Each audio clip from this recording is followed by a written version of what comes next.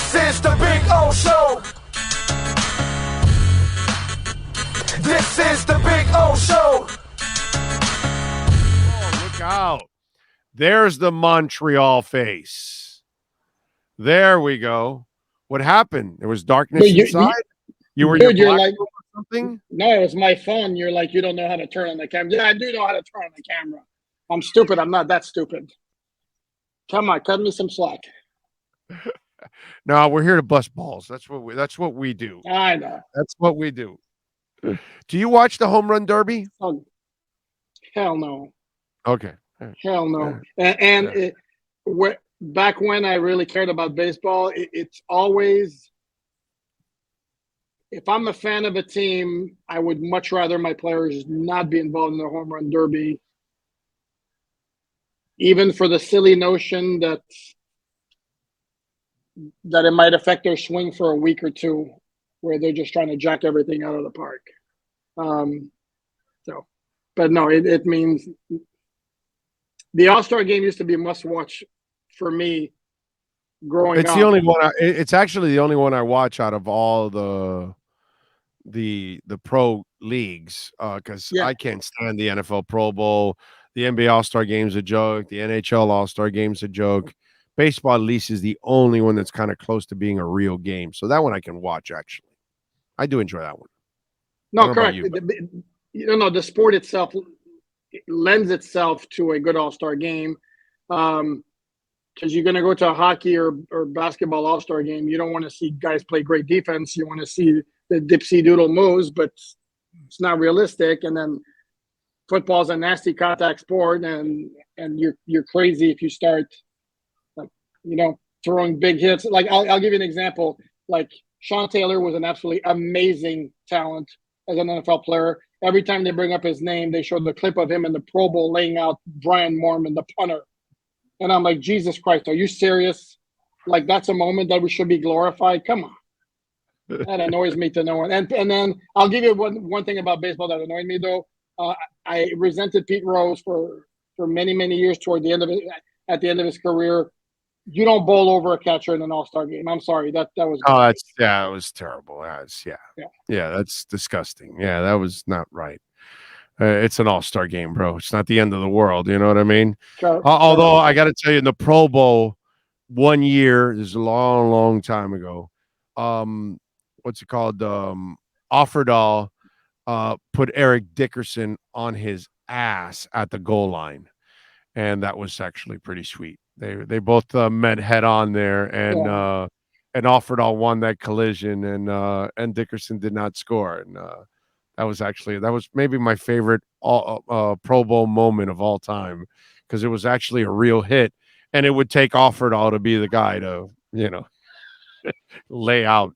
And I'm sure at some point some other guys were old enough. You're old enough. Imagine if Offerdahl has a complete career. Mm-hmm. He's better than Zach Thomas. Close.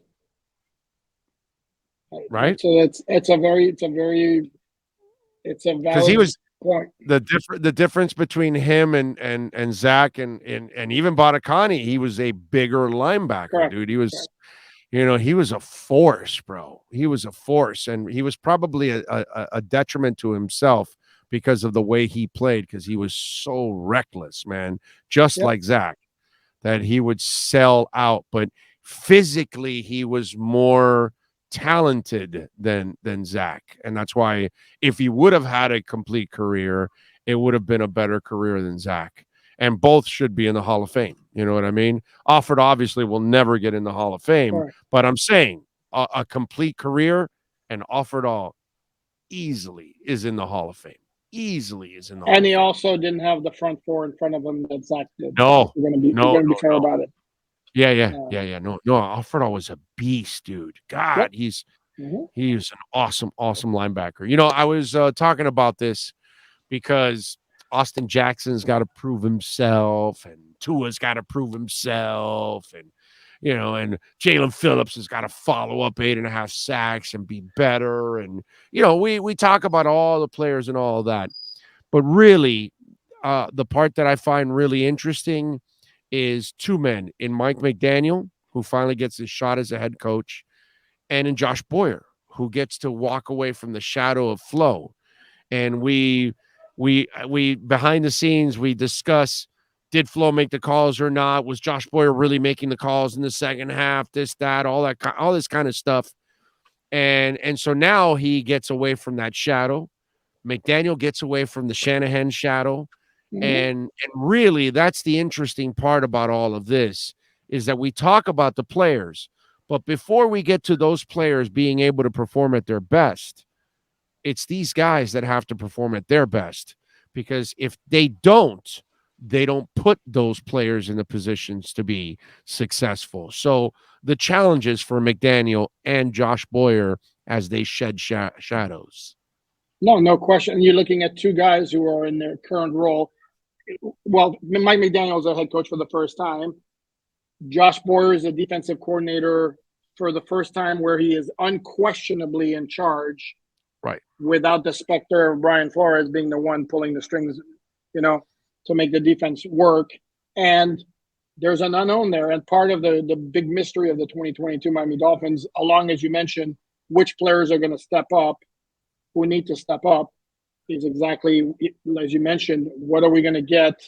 Just exactly how good as coaches are those two guys? And the truth is, we don't know. We won't know until at some point during the 2022 season, and maybe even beyond that.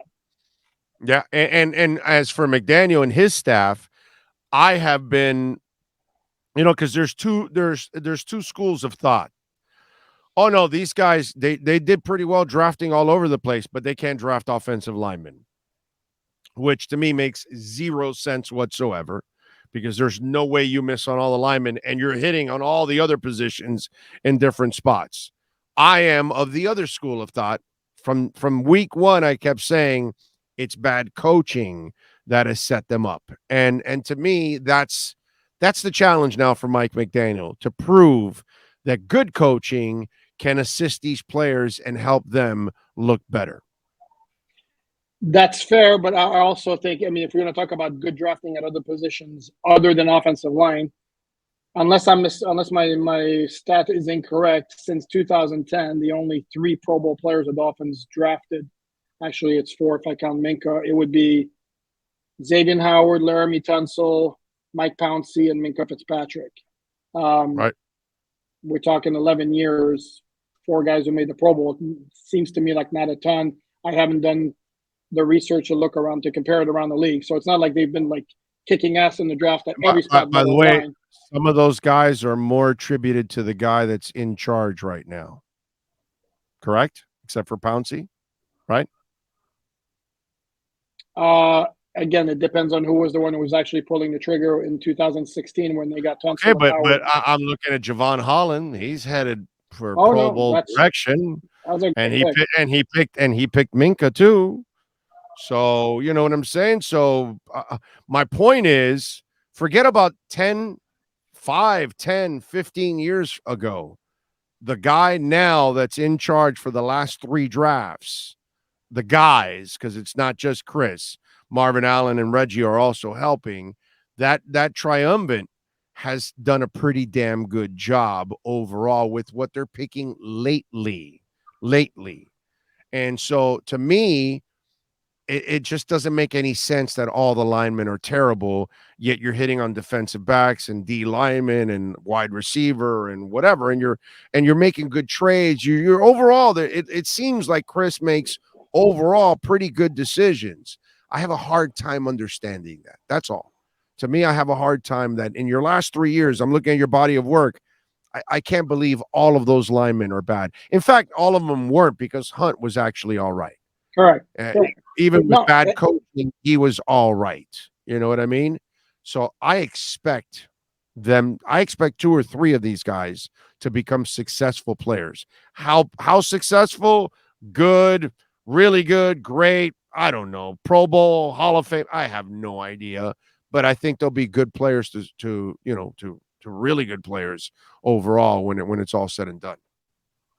No, I agree, and we've had this discussion before. I'm with you that to say that every offensive lineman they had completely sucked, except Robert Hunt was okay.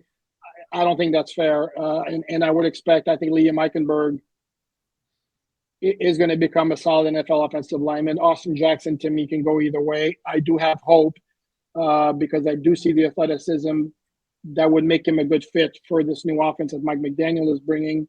Robert Hunt's a good player.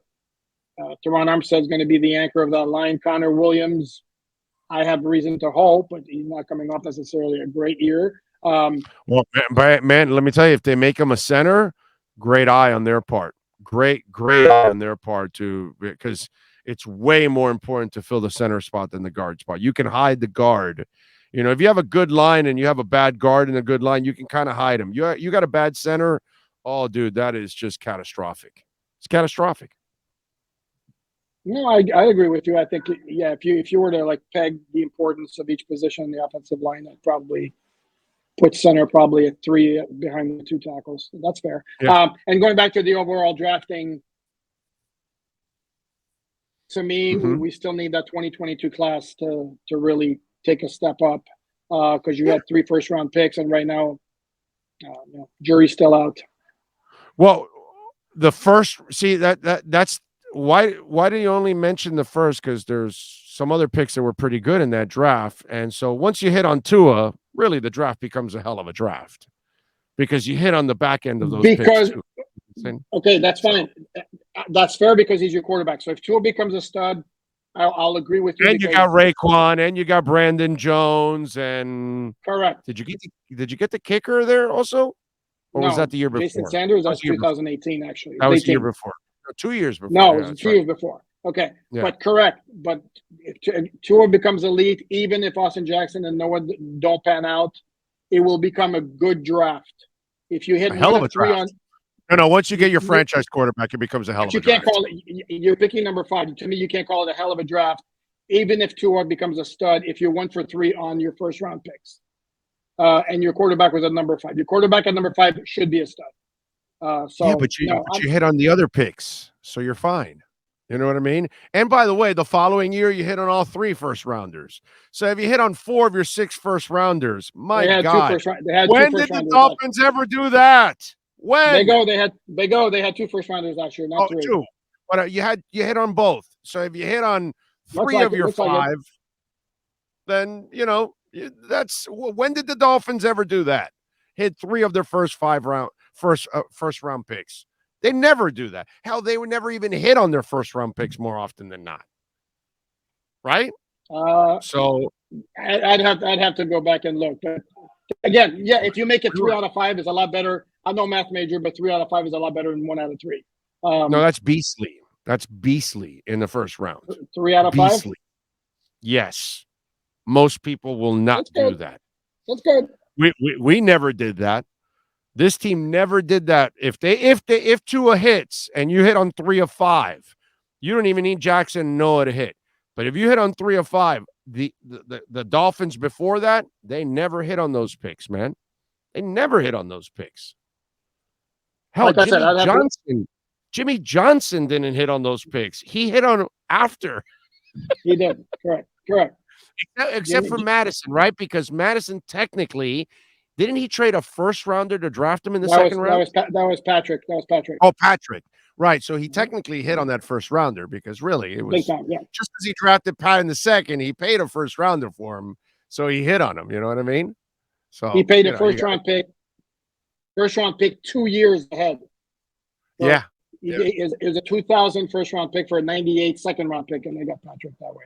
Yeah. So technically he's a first rounder, but normally, whether it was Wani or whoever, we just never really didn't matter, bro. Cameron, whatever. We were terrible with our first round picks. If you really think about it, we've been really bad. You're not wrong. Yeah. So if these guys there was a really bad stretch.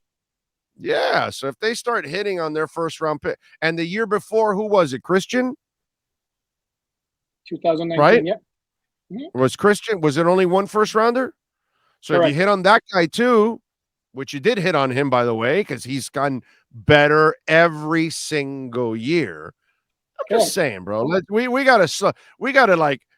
have to start pumping our brakes a little bit because we kind of forget where this team came from, and what a disaster it was before with personnel.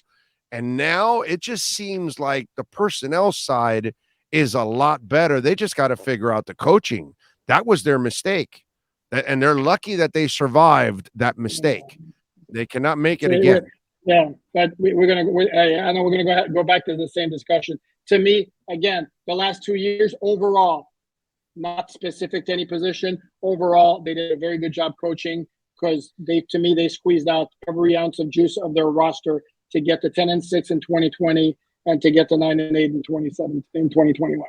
So, while the coaching was not, you were satisfied with the coaching of 1-7 last year. Dude, I mean, that's not good coaching. Just because you padded the schedule up on the second half against the shitty teams, I disagree with you on that one. I think coaching is what hurt you and didn't get you in the playoffs last year, and that's why he got fired. He got fired because of that 1-7. Like, oh, you're Mr. Know-It-All. You want this, you want that. Well, we did everything you want, and you went 1-7. You just pissed away our chance at the playoffs, and I think that's why they shit-canned his ass.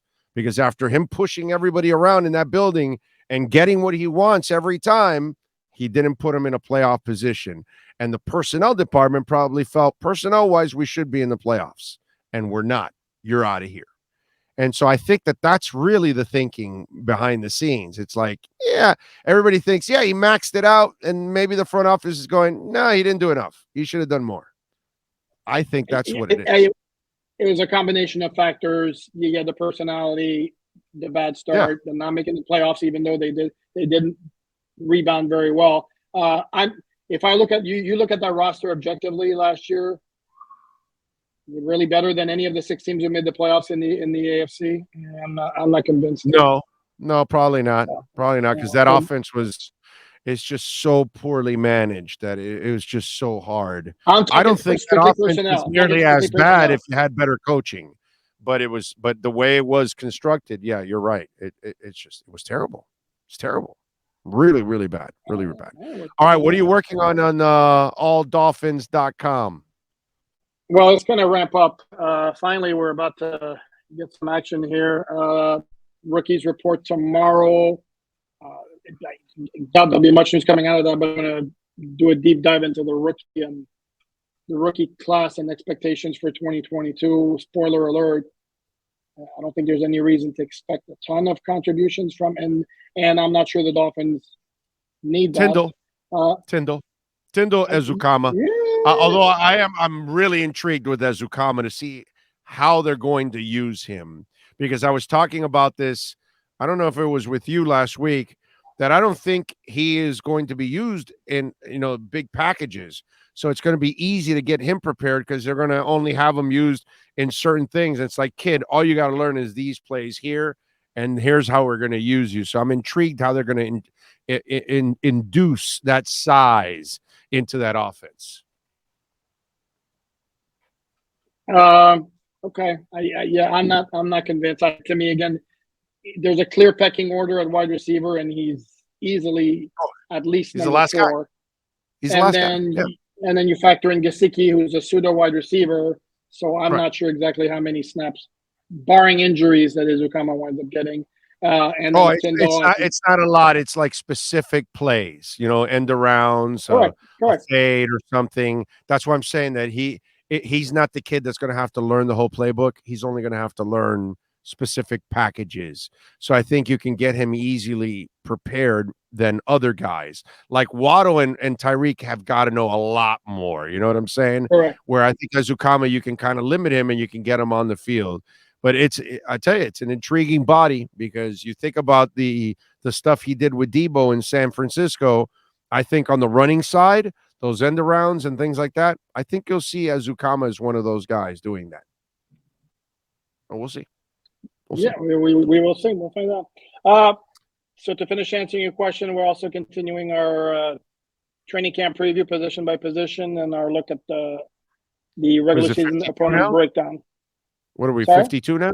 And then the countdown today was 52, correct. 52. There's three linebackers who made up 1, 2, 3. No quarterbacks at 52? No running backs either.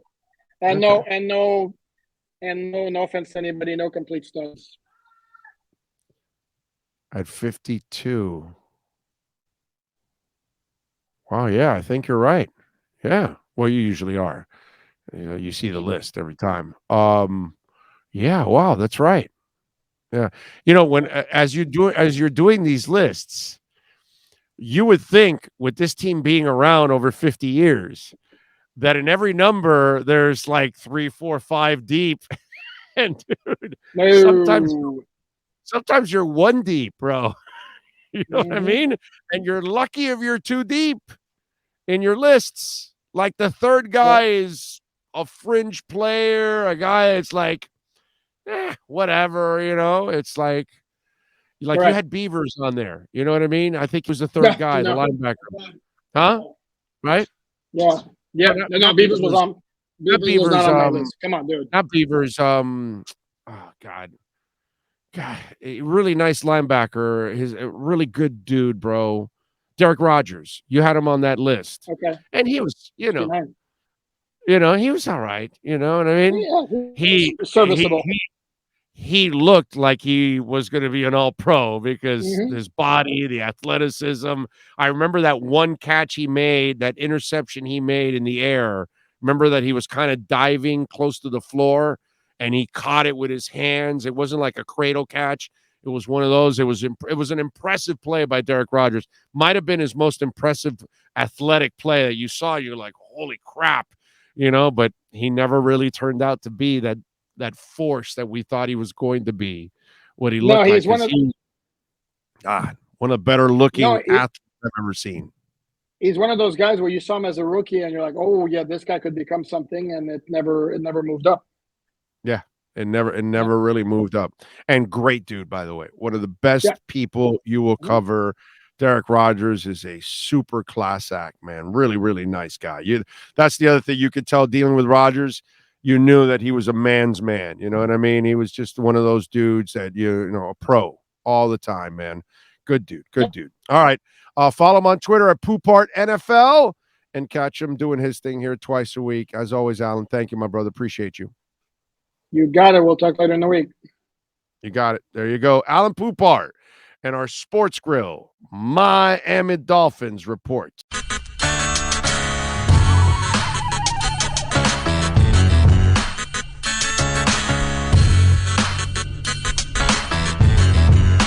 This is the Big O Show.